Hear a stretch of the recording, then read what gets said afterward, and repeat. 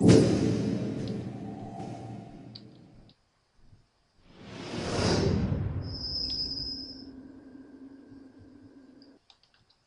guys, what's going on? Today I just wanted to talk quickly about the roles of Season 3 and how they're going to be changing in League of Legends. I guess first things that I wanted to talk about, I was going to start off with the support roles. Now, currently in the current meta, support is pretty much the last picked role.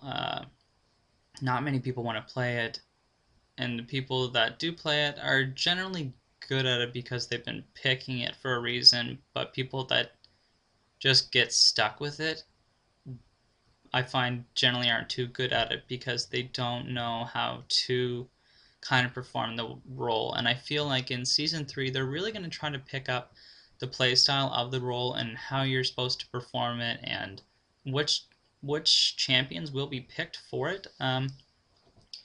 With the new mastery tree and pickpocket, you get gold when you attack an enemy champion.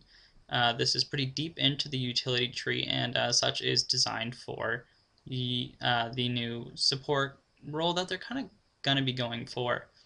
Um, what this is going to mean is that you're going to see out a lot more offensive champions and a lot more just offensive playstyle from supports in the bottom lane to maximize on this, as there's less GP10s now with Heart of Gold being removed, which was kind of a staple because who wouldn't want 200 health and a bunch of gold? So kind of it was a staple for supports to largely, like whenever I play a support, like especially Alistair on someone who's good on it, it was kind of just like you get your Philosopher's Stone, then you get a Heart of Gold, and then you get a Cage's Lucky Pick, and from there you just kind of grab a bunch of Sight Wards and like Aegis of the Legion. And they're going to be changing that because there's a lot new items now, like with respect to the Sight Stones. I'm pretty sure that's what they are called, but it's basically regenerating wards that every time you go back to base, you fill up on these wards, and you can have 3 or 5 depending on which tier of the Sightstone that you get, with 1 or 2 active at a time. And this is gonna be saving supports a lot of money over the course of a game because you're basically now going to be able to just get this and put wards all throughout the map, or not all throughout, but 2 to 3 wards up at a time, which is all you're really going to really need as a support. If everybody else, like if top lane and mid lane gets 1, then you'll be pretty stable, and now you'll have potions so that you can kind of spam your moves a little bit more as a support, which will be kind of, which will no definitely be nice for like especially say Blitzcrank, who has no heals and is really just there because of his moves, and he's going to be spamming them a lot. So I think that it's going to be a really good change because currently support, like no one really likes to play support, and or not, I shouldn't say nobody, but a lot of people want to play a mid or top lane or as the AD carry. They want to play those like aggressive kind of, or the aggressive component of the laning roles. So I really like this because I do like to play a support a lot, like especially like a support tank. I feel like if there isn't one, then the team can really lose mid late game, because if you don't have anyone that can kind of back up your team and tank, then you've just got a bunch of people who can do a bunch of damage, and that's good. But if everybody on the whole team is squishy and has not too much CC or can't take a hit, then you're just going to get picked off. So that was something that I really, really liked. Now, secondly, jungle changes are going to be pretty drastic. Right now, a good jungler can, I wouldn't say win a game, but can totally change the outcome of a game if you've got a good jungler. And they are, like, it's generally kind of agreed upon that in Season 2, it's the jungler that has the biggest effect on the entire match. Now, I think this is kind of true in a sense because a jungler does get the opportunity to help out every lane, and if you really wanted to, you could just camp one lane until, the person gets a little bit ahead of their opponent, and then move from lane to lane doing that. So what they're going to be doing is they're changing it. So right now the openings for bottom and top lane are kind of like this, and they're shrinking them to be like this.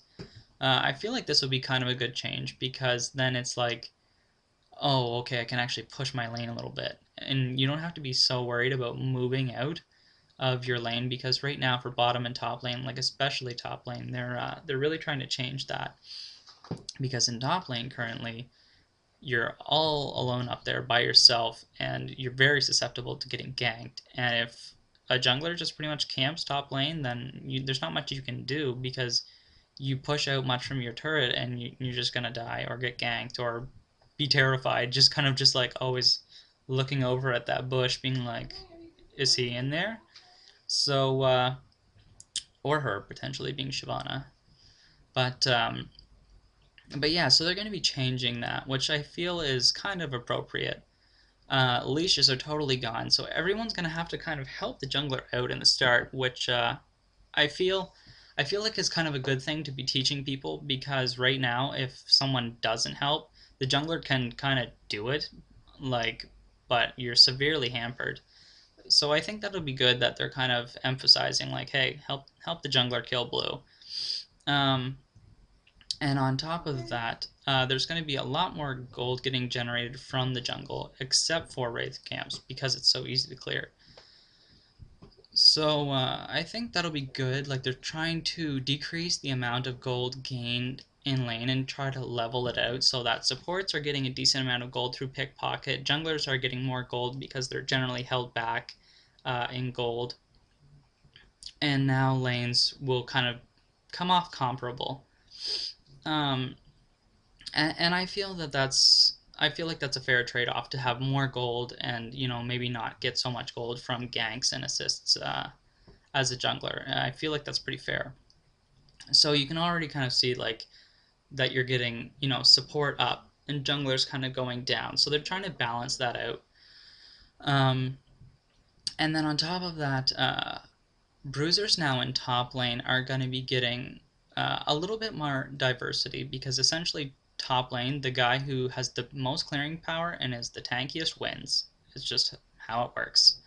I mean, for the most part, because like old school Rengar, who had sustain for days, he just couldn't be taken out of top lane, because he could just sit there and sustain, and monsters could be like an inch away from being under turret fire, and he could just jump out and clear them all and boost his health back up, and you couldn't beat that. Or like Singed, like using his gas, he can just kind of clear everybody.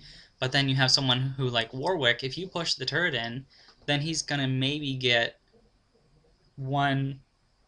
He's not gonna get all the minions, regardless. Unless he's just amazing at creep farming. And even then, it's gonna be really hard. But for the average person that isn't at that kind of skill cap, they're gonna miss out on a lot of creep, and with real no loss to the other person, they're actually gaining because they're getting ahead in creep score. So what they're doing is they're introducing this item called TMAT, which I'm pretty sure I got the name right, but is going to be a really nice item, because it's what's going to give that kind of the cleaving arc, which will be nice, and can be upgraded again to have even more clearing power for these single target bruisers that is usually a custom. Bruisers are usually where top lanes suited for. So I think that's going to be a nice change, because you can see on top of the role change, like jungler not being quite so decisive of how the match is going to work out, they're also going to be changing the composition of the teams, because right now it's kind of like, like who's great in top lane is like Singed and Shen, you know what I mean, and all these guys that are just big tanky guys that you really can't take out a lane, or just have a ton of AoE, because that's kind of season two's whole prerogative, was just like AoE, like in the jungle was hugely just AoE, and top lane was just hugely AoE, and even bottom lane, you know what I mean? It's just like the more AoE you have is kind of the better, because then you can farm faster. And they're going to be changing that for top lane, which I think is kind of nice, that you will see those kind of like single target champs, and now you'll see them top lane, because before you just wouldn't see them. AP, like mid lane, has really not changed that much in terms of their masteries or anything really. They're pretty much really the same. And because mid lane right now is at a pretty good place um, overall in the game, they're kind of doing what they should be. And and then the AD carries are going to be getting changed in the sense that it's going to take them a little bit longer to become as quite the powerful carry they are. And there's going to be a lot more diversity. I believe the item is called Hydra, which basically gives every AD carry, like ranged carry, AoE now, which is going to be really nice. So you're going to see a lot more diversity in the AD carries, because right now it's pretty much like you either pick Corki, or you pick Ezreal, or you pick Graves. And if you don't pick one of those three, you're probably going to be losing out. Because all three of those guys, like, you can see how they've all gotten nerfed in the past, because they're trying to kind of make the disparity not so great between all the AD carry champions, because right now it's like you pick Ashe or somebody like that and you just lose. Not entirely, but you know what I mean. Like, statistically speaking, you're more likely to win as one of those three. And so they've been changing that, like with a huge Ezreal nerf. You know, he's not quite the duelist he was anymore. Corki got nerfed a while back. Graves got nerfed a while back, and Graves is still really strong.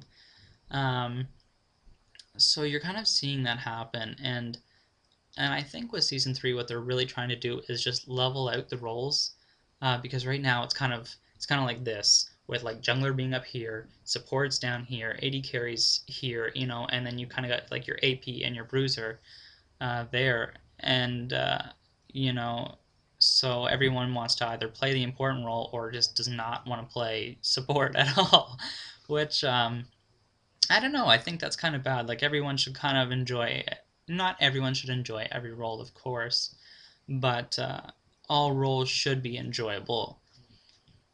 So I think that will be a good change. And if you guys want to see all the items that are coming out, and a lot of the item changes and mastery changes, I do have a 3-part series that goes over all of it. Like, I go over all the items, a bit of the interface changes that they're making, and like the masteries items, pretty much everything. And I talk about the new barrier spells. So if you guys want, you can look in the description below and check for that, because yeah, like I said, it pretty much gives a more comprehensive view, and you can kind of see what they're trying to do with the meta of Season 3 through the item adjustments and through the mastery adjustments. Because it's really, right now, there is just that huge gap. And I feel like Season 3 is going to be really nice, because you're going to see a lot more champs being played that aren't being played right now, and you're going to see a lot of those people that were just like God mode, like Lee Sin is not the beast that he was in Season 2 for a jungler, for example. You know, there's people that are kind of rivaling him now, and I feel like that's kind of good. Or like, you know, it's, if you want to play support, you don't just have to heal. You could kind of pick that more aggressive support and still be successful with pickpocket and just the way things are changing.